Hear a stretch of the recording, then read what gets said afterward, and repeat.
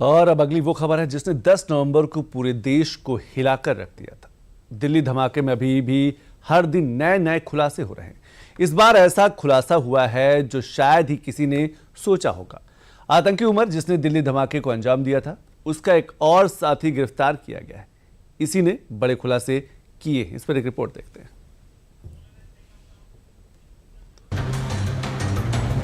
जिस दिल्ली धमाके ने पूरे देश को हिला कर रख दिया, दावों की माने तो आतंक का वो महज एक छोटा सा धमाका था। अगर ये आतंकी अपने मंसूबों में कामयाब हो जाते तो शायद अंजाम और बुरे हो सकते थे। ये हम खुद नहीं कह रहे हैं, बल्कि दिल्ली आतंकी हमले में गिरफ्तार हुए नए किरदार को लेकर हो रहे खुलासे कर रहे हैं। आतंक का ये वो नया किरदार है जो इस बार ऐसे आतंकी हमले की प्लानिंग कर रहा था जो भारत में पहले कभी नहीं हुआ। पाकिस्तानी आतंकी संगठन जैश ए मोहम्मद से जुड़े इस आतंकी का नाम है जसीर बिलाल वानी उर्फ दानिश, जिसको NIA ने सोमवार को गिरफ्तार किया।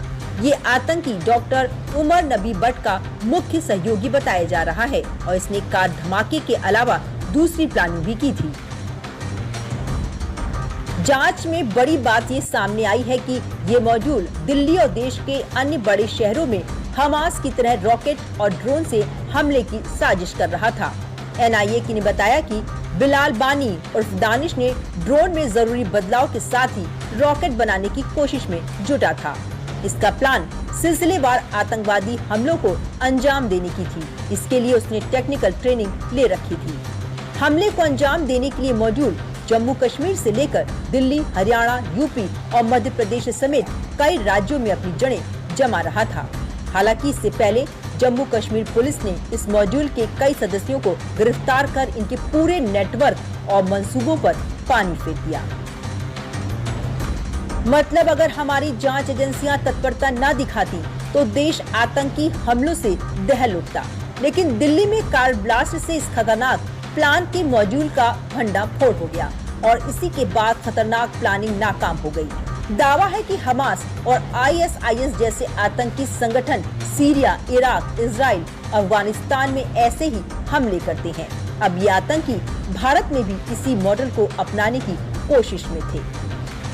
ये ड्रोन हमले का तरीका काफी खतरनाक है। इसमें ड्रोन को एक उड़ने वाले बम की तरह इस्तेमाल किया जाता है।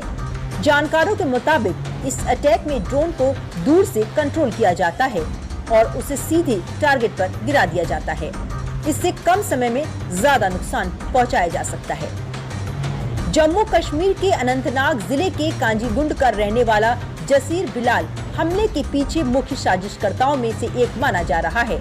उसने इस आतंकी नरसंहार की योजना बनाने के लिए आतंकवादी उमर नबी भट्ट के साथ मिलकर साजिश रची थी।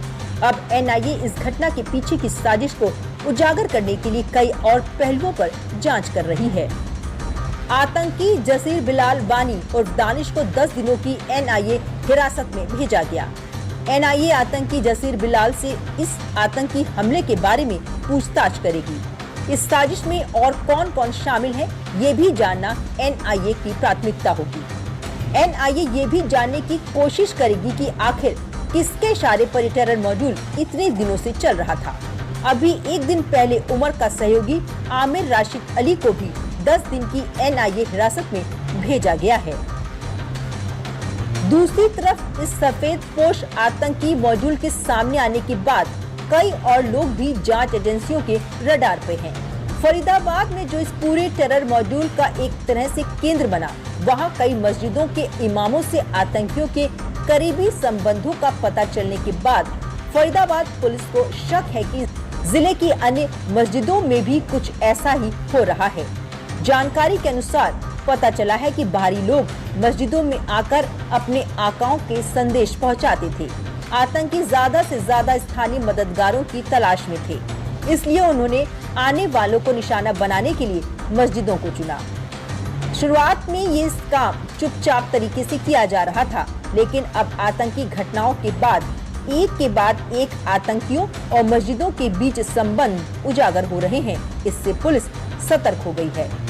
फरीदाबाद में करीब 300 मस्जिदें हैं। पुलिस ने मुस्लिम बाहुल्य गांव और कॉलोनियों की लगभग 140 मस्जिदों पर छापेमारी की, लेकिन इनमें से 50 से ज्यादा मस्जिदें पुलिस के रडार पर हैं। इन सभी मस्जिदों के संचालकों और इमामों के साथ साथ आसपास रहने वाले निवासियों से भी पूछताछ की जा रही है। इन्हें सख्त हिदायत दी जा रही है कि ये लोग किसी भी संदिग्ध गतिविधि में शामिल न हो और तुरंत पुलिस को सूचना दें। दावा है कि अल फलाह विश्वविद्यालय परिसर में बनी मस्जिद का इमाम इश्तियाक आतंकवादी डॉक्टर मुजम्मिल के संपर्क में था। मुजम्मिल दिन में 5 बार इस मस्जिद में नमाज अदा करने आता था और हर बार वो इमाम से काफी देर तक बातें करता था। दावा है कि मुजम्मिल 3 साल से और उमर 2 साल से इस मस्जिद में आ रहा था। दावा ये भी है कि मुजम्मिल ने मस्जिद के इमाम के घर में विस्फोटक छिपाए थे, इसलिए अब कई मस्जिदें और कई लोग पुलिस के रडार पर हैं। यूपी, बिहार और जम्मू कश्मीर सहित अन्य राज्यों से लोग कई मस्जिदों में आते हैं। इनकी बैठकें भी गुप्त होती हैं, इसलिए मामले की गंभीरता को देखते हुए पुलिस ने अस्थायी रूप से लोगों के मस्जिदों में आने पर प्रतिबंध लगा दिया है। पुलिस ने सख्त चेतावनी जारी की है कि बाहरी लोगों का रिकॉर्ड एक रजिस्टर में दर्ज किया जाए। कुल मिलाकर दिल्ली ब्लास्ट की गुत्थी सुलझाने के लिए दिल्ली, कश्मीर समेत पूरे देश में जांच एजेंसियां एक्टिव हैं। ताबड़तोड़ छापेमारी भी हो रही है और गिरफ्तार किए गए आरोपियों से पूछताछ भी जारी है। जैसे पहले राशिद गिरफ्तार हुआ, उसके बाद जसीर बिलाल गिरफ्तार हुआ, वैसे ही माना जा रहा है कि जसीर से पूछताछ के बाद कई और बड़े किरदार इस आतंकी हमले के पीछे सामने आ सकते हैं।